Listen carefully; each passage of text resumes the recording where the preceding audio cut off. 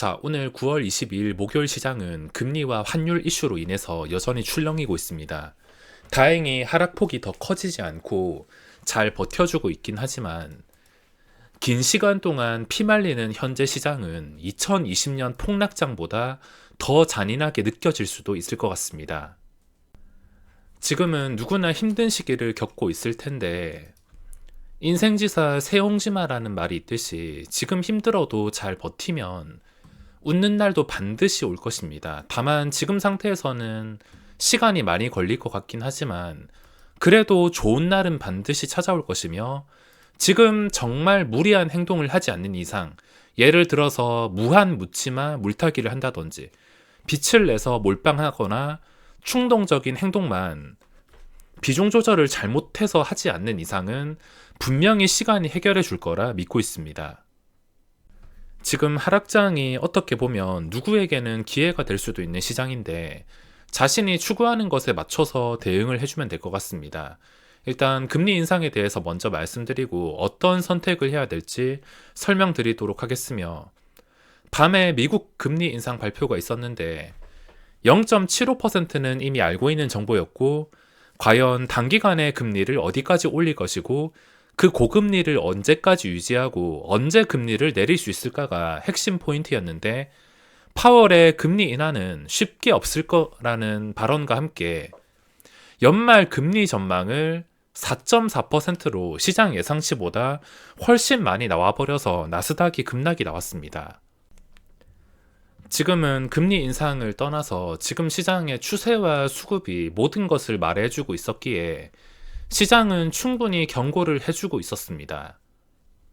오늘은 환율이 1,400원까지 넘으면서 충격을 주고 있는데 한국은행이 다음 달 0.5% 빅스텝 가능성을 열어두면서 만약에 다음 달에 빅스텝이 나와서 은행 예금 금리가 더 올라서 한 4.5% 근처까지 오르게 된다면 저는 단타 칠 돈이랑 지금 물려있는 두 개 종목 말고는 나머지 돈은 전부 예금이나 들까 생각하고 있습니다.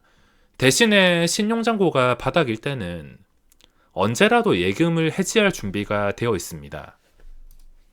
지금 시장에서 어떤 선택을 해야 될지 고민이 많이 되실 텐데 일단 오늘 캔들로만 봤을 때 마지막에 하락이 나오지 않고 아주 강력한 반발 매수세가 들어오고 있습니다. 이렇게 된다면 오늘 나스닥만 잘 풀리면은 단기 반등을 노려볼 수 있는데 지금은 지수가 또 반등이 나온다 하더라도 길게는 그 반등을 유지할 거란 기대를 할 수가 없습니다. 기껏 해봤자 몇 주 정도? 주식이 맨날 떨어지는 게 아니라 떨어졌다 올랐다 떨어졌다 올랐다를 반복하기 때문에 최근에 많이 떨어졌으니까 그냥 확률적으로 보더라도 이번에는 그냥 단순한 기술적 반등이 나올 것이다. 이런 심리로 인해서 오늘 아래 꼬리를 달면서 좀 괜찮은 캔들, 제가 좋아하는 캔들이 오늘 나오고 있습니다. 이 캔들과 함께 반등이 나오고 있습니다. 자, 지금 어떤 선택을 해야 될지 고민이 많으실 텐데 일단 자신이 추구하는 것에 대해서 정확하게 알고 계셔야 됩니다. 저의 관점으로 설명 좀 드리자면 시드가 작거나 보통이거나 그리고 많거나 이거에 따라서 하는 생각이 다 달라질 수가 있습니다. 제 입장에서 설명을 드릴 텐데 우선 지금 예금을 해야 될까? 은행 이자가 계속 오르면서 과연 예금을 해야 될지 고민이 많아지실 겁니다. 근데 이 예금은 단순히 수치만 봤을 땐 1년에 4% 여기 세금까지 나갔기 때문에 굉장히 적은 금액이긴 하지만 예금이 안전하기 때문에 요즘 시장에 주식 잘못 들고 가면 기본 10% 심하면은 반토막까지도 날 수가 있어서 돈이 많이 나오기를 기대하기보다는 그냥 안정성을 보고서 예금을 넣을 수는 있겠지만 만약에 제가 시드가 작다면 제가 초기에 500으로 시작을 했는데 만약에 제가 지금 초기 상태라면 500만 원으로 시작하는 상태라면 당연히 시드가 작은 것이니까 은행 예금은 안 넣을 겁니다.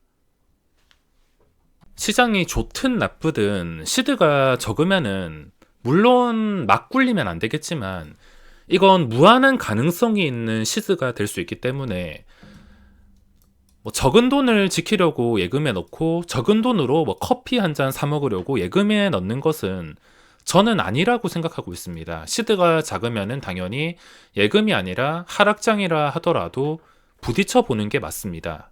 대신에 부딪히는 것도 주식을 앞으로 계속 하실 분들이나 내가 주식으로 이루고 싶은 것이 뚜렷하게 있다면, 목표가 있다면 그런 분들은 계속 열심히 하셔야 되는데, 그냥 목표 없이 심심해서 그냥 재미로, 물론 재미로는 할 수 있겠지만 목표가 없다면 그냥 단순히 잃어도 된다는 돈이라 생각을 하고 재미로만 하셔야 됩니다.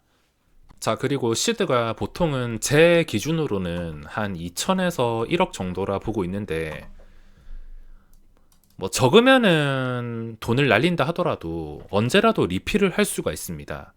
근데 시드가 보통 이상이 되면 이걸 날렸을 때는 복구가 어려울 수가 있기 때문에 보통부터는 정말 신중해야 됩니다. 시드가 뭐 사람마다 다 다르겠지만 제 기준으로 전 재산이 이 정도인데 이 정도의 돈을 날리면 다시 일어나기가 어려울 수가 있습니다.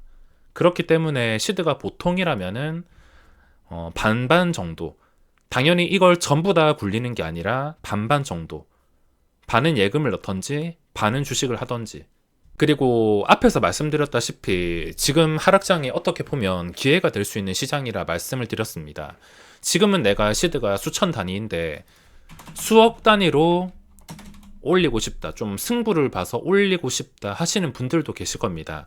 제가 워낙 안정성만 생각을 하다 보니까 과감하게 넣는 것을 못 하는데, 혹시나 이런 포부가 있다면 당연히 신용잔고가 줄어들 때, 목표 신용잔고는 지금 상태에서 16에서 17조 사이입니다.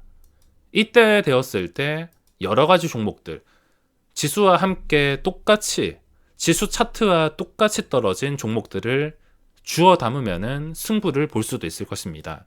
그리고 시드가 많다면 당연히 지키고 싶은 마음이 커질 수밖에 없습니다. 그동안 주식시장이 얼마나 무서운지를 겪고 힘들게 올라왔는데, 시드가 커졌다고 막 매매를 하는 게 아니라 커지면 커질수록 더 지키고 싶어 합니다.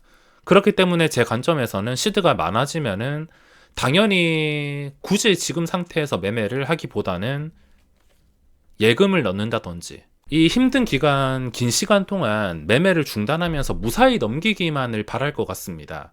그리고 욕심이 있으신 분들이 계실 텐데, 뭐 예를 들어서 시드가 1억이다. 1억이신 분들도 계실 것이고 10억이신 분들도 계실 것이고 그리고 20억인 분들도 계실 것이고 이렇게 계실 것인데, 욕심이 많으신 분들은 뭐 10억에서 30억, 여기서 50억, 뭐 100억 이렇게 승부를 보시려는 분들은 당연히 신용잔고가 바닥일 때 승부를 봐야지, 지금 당장에는 승부를 볼 타이밍이 아니라 생각합니다. 뭐 보통이거나 많거나 욕심이 진짜 많아가지고 승부를 볼 거면은 신용잔고가 빠졌을 때, 신용잔고는 주식시장에서 빠지라고 있는 겁니다. 지금 당장은 지수가 급락도 하지 않고 계속 피말리는 것처럼 천천히 떨어지고 있어서 신용잔고가 오히려 늘어나거나 줄어들지 않을 뿐이지, 오늘이 아니더라도 언제라도 외국인 공매도에 먹잇감이 될 수가 있습니다. 외국인 공매도가 먹잇감으로 삼으면서 지수가 출렁일 때, 그때를 반대로 기회를 삼아야지, 뭐 지금 당장은 따라갈 필요가 없고, 지금 시드가 많으신 분들은 굳이 내가 강남에 아파트 사고 빌딩 사려는 목표가 아니라면 적정선에서 자기 삶에 만족하는 것도 좋지 않을까 생각합니다. 원래 큰 돈을 벌려면 공포에 큰 리스크를 감수하고 매수해야 되는데, 전 그런 걸 하지 못하고 하더라도 신용잔고만 믿고 하니까 지금 당장은 결단을 내릴 만한 상황이 없습니다.